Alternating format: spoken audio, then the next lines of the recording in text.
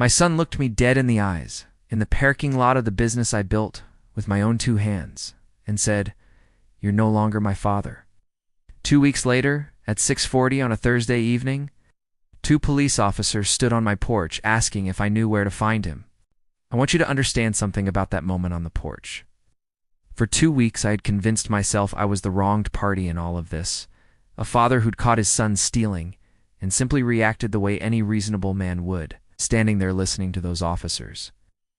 I finally understood that the story I'd been telling myself was missing almost everything that actually mattered.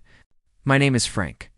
I was 58 years old. The 2 weeks I'm about to tell you about were the ones that taught me how badly a father can misjudge the person he raised, right when that person needed him most. If you enjoy real stories about family, betrayal, and justice, subscribe now, because every story here proves the truth always finds its way out. Let me start with the business, because everything that happened runs through it one way or another. I'd built a small regional trucking and logistics company over almost 30 years, Delgado Freight Lines. Started with a single 2001 Freightliner I drove myself, to growing it slowly into something with a warehouse on Route 9, a dispatch office, and 11 employees on payroll. It had been my whole adult life in a lot of ways. The thing I'd sacrificed vacations and weekends for, plenty of time with my own kids, if I'm honest. All of it. 30 years, to build something solid enough to eventually hand down. My son Tyler had come to work for me 3 years earlier. After finishing a business degree he'd never fully used anywhere else, handling scheduling and some of our accounts. He'd been good at it, better than I usually let myself admit out loud. It's the kind of quietly capable that doesn't ask for credit, but earns it anyway. He drove a beat-up 2015 Corolla that I kept telling him to replace, and he kept telling me the money was better spent on the business than on himself, a habit I used to be proud of, back before I learned what it might have actually cost him to think that way. I brought on a partner a few years back, a man named Gary, who'd invested capital. I needed to expand the fleet in exchange for a stake in the company and a hand in managing the books alongside me. Gary and I had known each other since high school, since a Friday night in October 1988 when he'd helped me push my first car out of a ditch on Route 12 without asking a single question first. I trusted him the way you trust someone you've known longer than you've known most of your own family. Tyler and Gary never got along particularly well, something I chalked up at the time.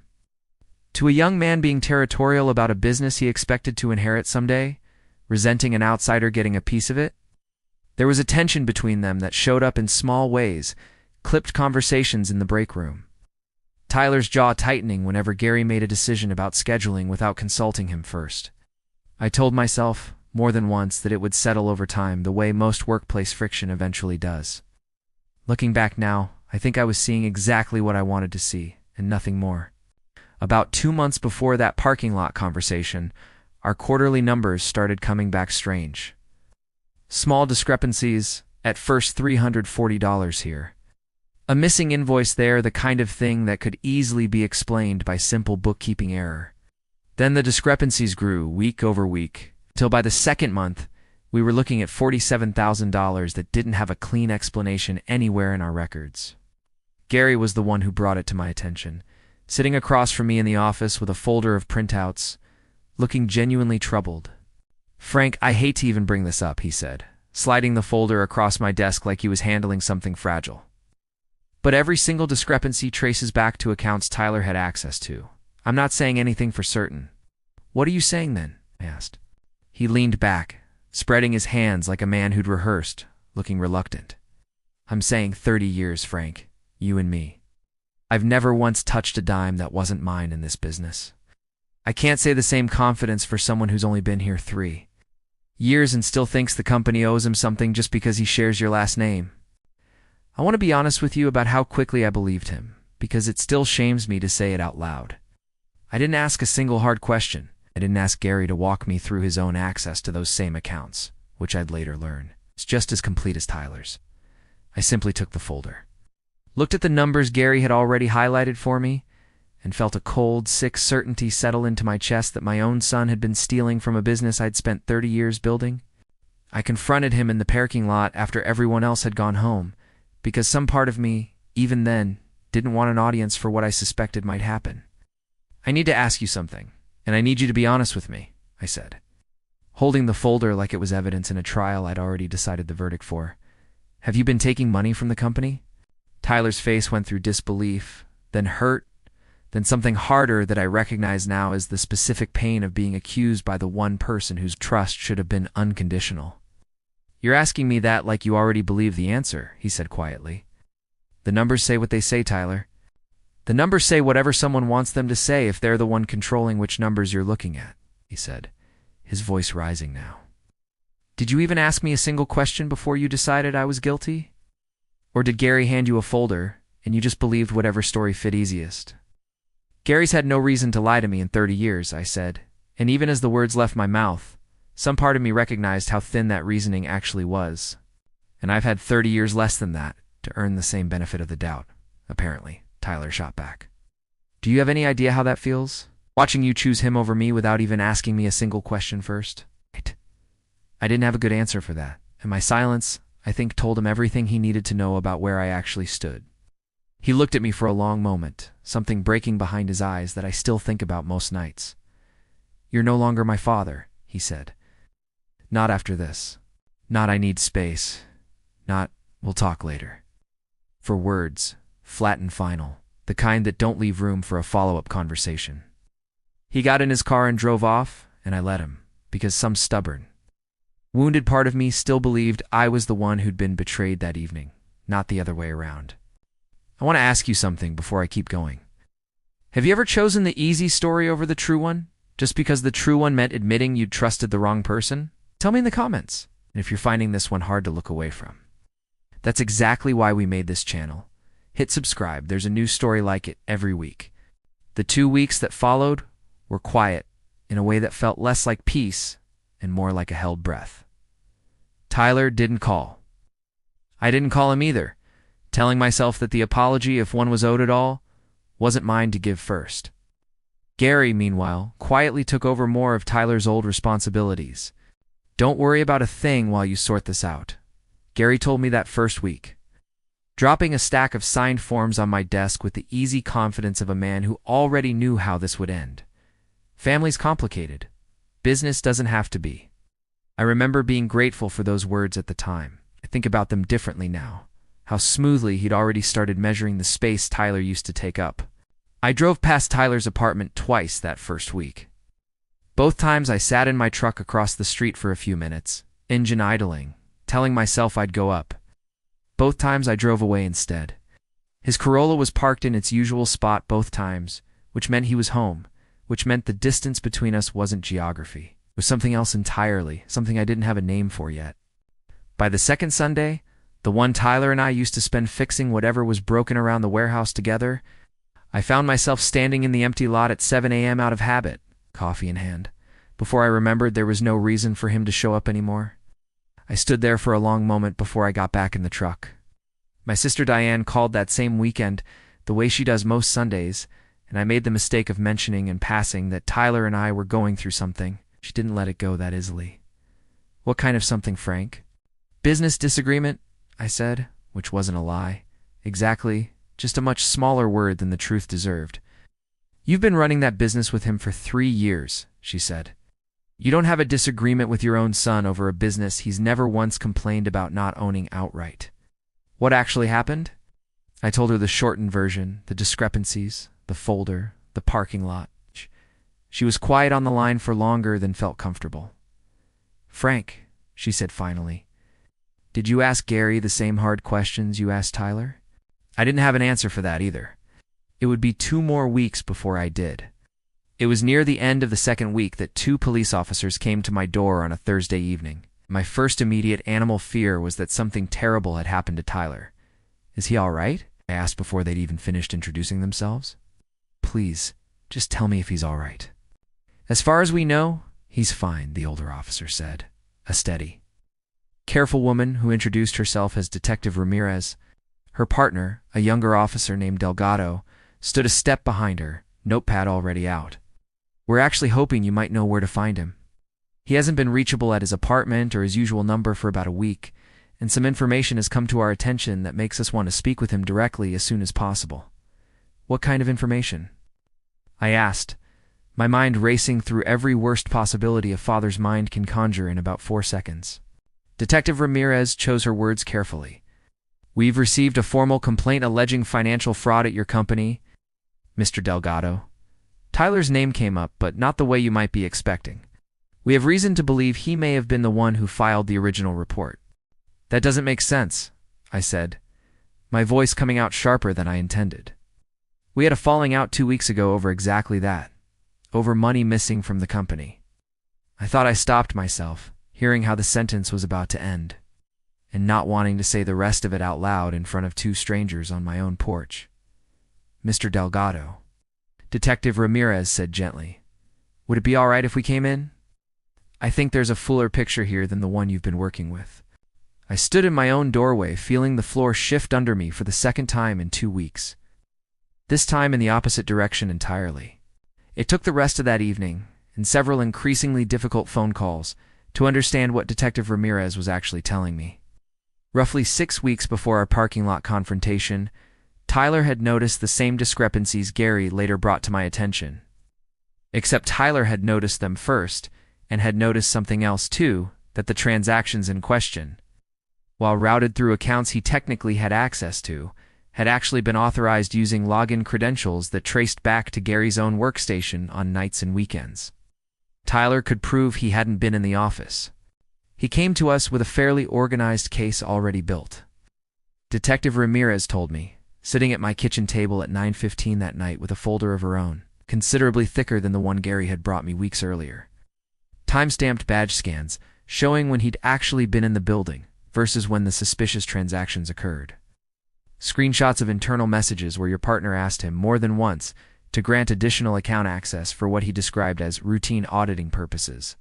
Rather than confront Gary directly, worried about tipping him off before he had solid proof, Tyler had spent weeks quietly gathering his own documentation, time-stamped access logs, his own alibi records for the nights in question, copies of the original, unaltered invoices before Gary's adjustments overwrote them in our system. He'd filed a formal report with the State Financial Crimes Unit on a Tuesday morning, almost 3 weeks before Gary ever brought that folder into my office, hoping the investigation would move quickly enough to clear his name before anyone else even had reason to suspect him.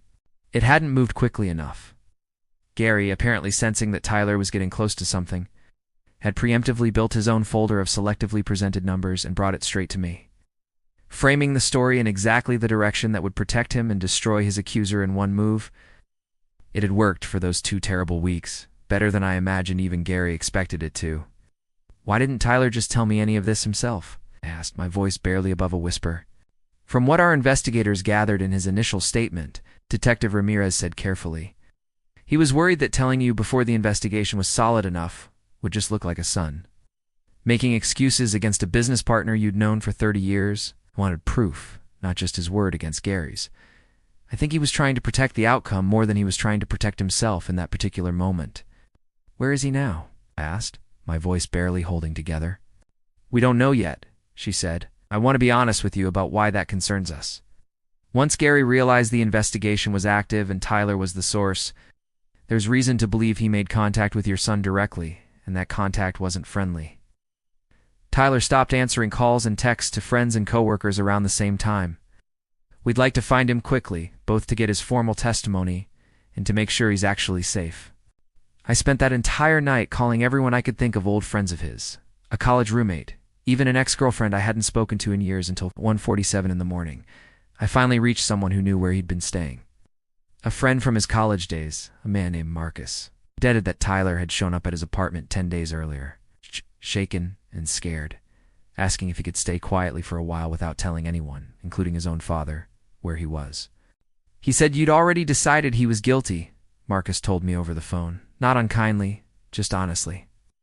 He said the one person who was supposed to believe him without question had believed a folder of numbers instead.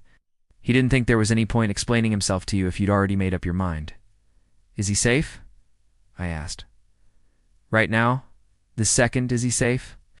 "He's safe," Marcus said. "Scared, but safe. Frank, he made me promise not to tell you where he was. I'm breaking that promise right now because a detective called me an hour ago asking the same question you're asking. And something about that changed my math.